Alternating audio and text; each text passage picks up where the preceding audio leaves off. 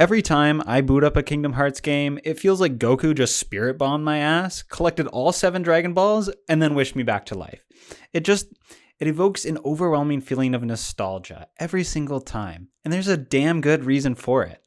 You see, before we had all the Birth by Dream Drop editions, there was only one Kingdom Hearts. And for so many people, it was an important introduction to the JRPG genre. It had fun hack and slash combat, amazing music, plus there's Goofy. How can you see into my eyes? So after waiting 4 years for a sequel, your little 10-year-old goblin brain is just overflowing with anticipation. You can't wait to have another adventure with your boys Sora, Donald, and Goofy. Everything is so hyped. You boot up KH2, you're just going insane, only you wake up as Orange Sora and you have to help this old lady find her cat. It's literally right there, lady. And you start off the game wondering, where's all the Disney? Where's Sora? Why do I have to deliver mail to pigeons? And this goes on for like 3 hours. It's easy to see why you might have a sour taste in your mouth about the KH2 prologue. It's kind of like when you're dunking milk in cookies, but you leave the cookie in the milk a little too long, and then the cookie falls off into the milk. All that anticipation just becomes disappointment. But not me. Kingdom Hearts 2 was my introduction to the series, and I loved it. I loved every second of it. Sure, it has its faults, but as a 10-year-old, kick-flipping through the streets and beating up creatures with a magical key, that's all that I needed to think this was the best game ever. And it wasn't only until replaying it again recently as an adult that I really realized that the prologue of this game is perfect. It's a promise. One of the best parts of the original Kingdom Hearts was Yoko Shimomura's iconic soundtrack. And KH2 brings you right back into that world as soon as you boot up the game, with a string accompanied and slower rendition of Dearly Beloved.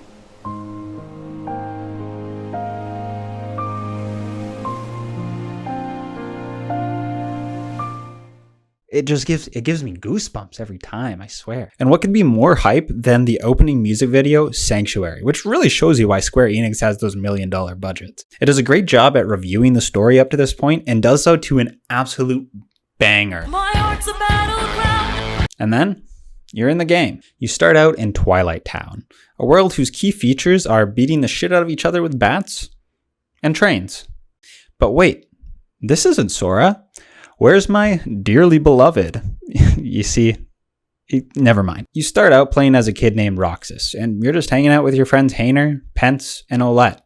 You guys are just trying to get your boogie on down at the beach for summer vacation, but this dickwall Cypher's been going around telling everybody you've been breaking into houses and stealing people's prized possessions.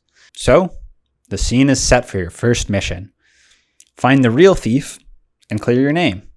Not much really happens in these first few moments of the game. There are a bunch of cutscenes where everyone thinks you're a no-good thief. You confront Cypher and his gang, and you're ushered through the combat tutorial. And then, oh, what's this? A flamboyant tentacle monster that walks like SpongeBob from the Lost episode? Well, color me intrigued.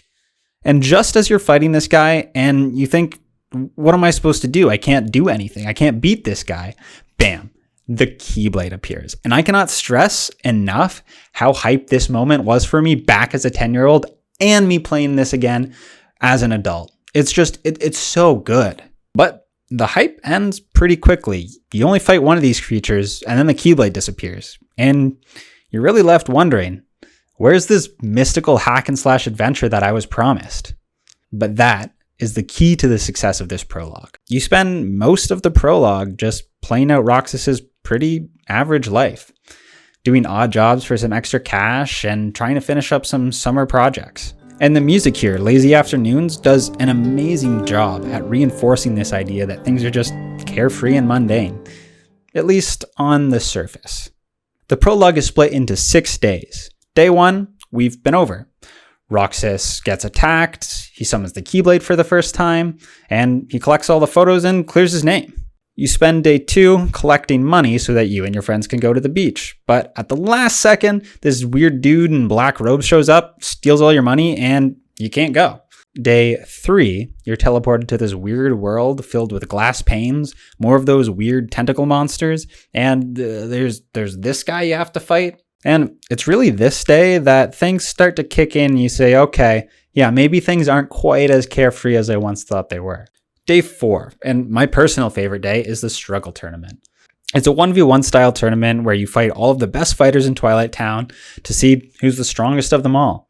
It's also where you get to fight my absolute favorite character in the whole series, Axel, for the very first time, and it introduces what becomes basically the main boss theme of the entire game, the 13th struggle. At this point, things really seem like they're falling apart for Roxas, and the line between the normal everyday life that you've been experiencing and the rest of the Kingdom Hearts world is slowly starting to blur. Even Roxas doesn't know what's a dream anymore. I'm dreaming. But which parts were the dream? And this is why this prologue is so compelling. Sure, it's a bit slow paced, but it's that slow build of chaos that creates intrigue. You, the player, are slowly introduced to all of these unknowns, like who's Organization 13? Who's this Diz guy? Why is Roxas having these weird dreams of this guy named Sora? But it's this frustration mixed with curiosity that really lets you empathize with Roxas and truly root for him as a protagonist. You're experiencing all the same emotions that he is. What's going on? That brings us to day 5, which is arguably the worst day in the whole prologue, at least in terms of gameplay anyways.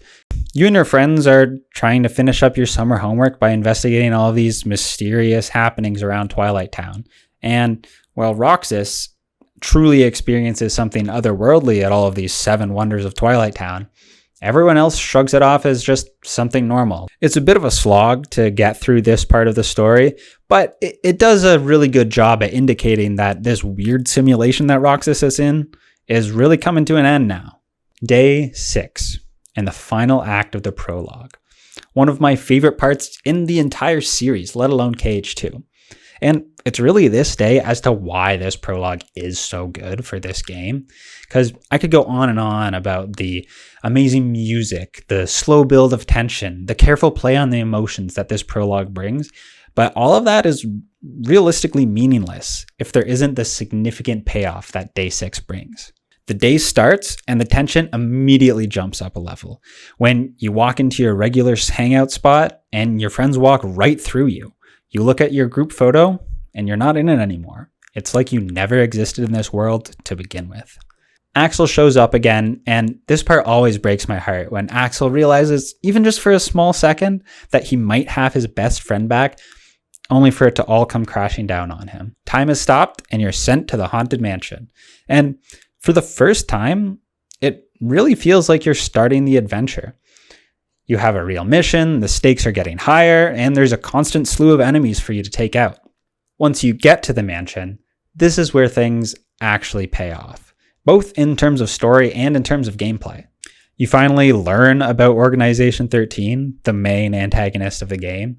You learn about who Roxas really is and how he ended up in this weird simulation. Almost all of those questions that have been bouncing around in your head throughout this prologue are getting answered. Almost all of them. If there wasn't at least a little bit of confusion while you're playing, it wouldn't be a true Kingdom Hearts game, let's be real here. But before the final climax of this prologue, you get to fight one of the best boss battles in, I think, the entire game, maybe even the entire series. Axel shows up again, you summon not one, but two. That line gets me every single time. I don't know what it is, but it's just so funny. You summon 2 Keyblades, and then this huge ring of fire shows up, and you get to fight in just this phenomenal boss fight. Like, no joke, this is one of the best boss fights in the entire game, and not just because you get 2 Keyblades for the very first time. It does an amazing job at really showing the player that all of that gameplay that came before this, that was just the beginning, and there is so much potential for what's to come.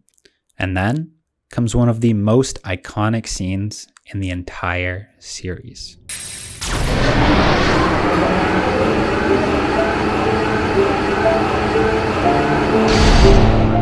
Sora.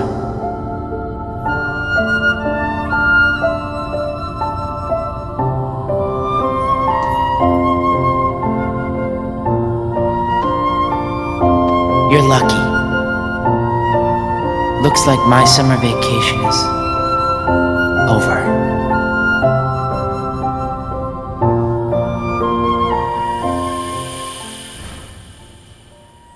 Roxas and Sora become one, and the title cards show. And this is really such a bittersweet moment. Like, it finally seems like the real adventure is about to begin, and it's hard not to be absolutely pumped. The music is so upbeat, Donald and Goofy are there, you're dancing around in a circle. Did I mention Goofy's there? Wake me up! But it honestly kind of sucks. You have to play out the tragedy that is Roxas to embark on the adventure that is Sora. Like, that's a pretty stone cold move there, Mr. Nomura. At last, you kind of get this feeling of finality, that things are where they're supposed to be. And going forward, only great things are going to come. And it's not just the story that has a great payoff, but the gameplay too. Playing as Roxas through the prologue, things are clunky and slow.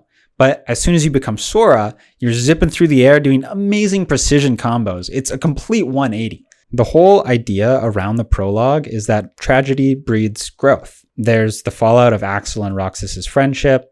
Roxas realizes that he's been living a lie this whole time. And there's even things like Kairi forgetting Sora's name. All these terrible things happened, yet without them, the adventure that is Kingdom Hearts 2 could have never happened. And I think why this hits so hard with me and so many others is that the themes and emotions that this prologue provoke are so similar to our own personal life stories. Roxas spends his days without a care in the world for responsibility, working part-time jobs just so that he can pay for a trip to the beach with his friends. I remember those days where summer vacation felt free and the stresses of life didn't disrupt all of the things that I wanted to do with my time. Much like Roxas, no one wants to give up this relatively stress-free life. The curveballs that you're hit with in life can be frustrating, enraging, and sad.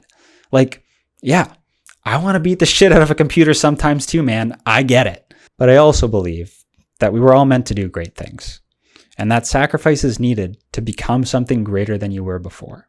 And just like Roxas understood his need to sacrifice himself so that Sora could become whole again and accomplish his dreams, we make sacrifices in our everyday lives so that we can accomplish our own dreams. And that's truly what this prologue means to me. Any life truly worth living requires sacrifice. We all gotta grow up sometimes. I hope you liked this video. Leave a comment and let me know if you want me to make more.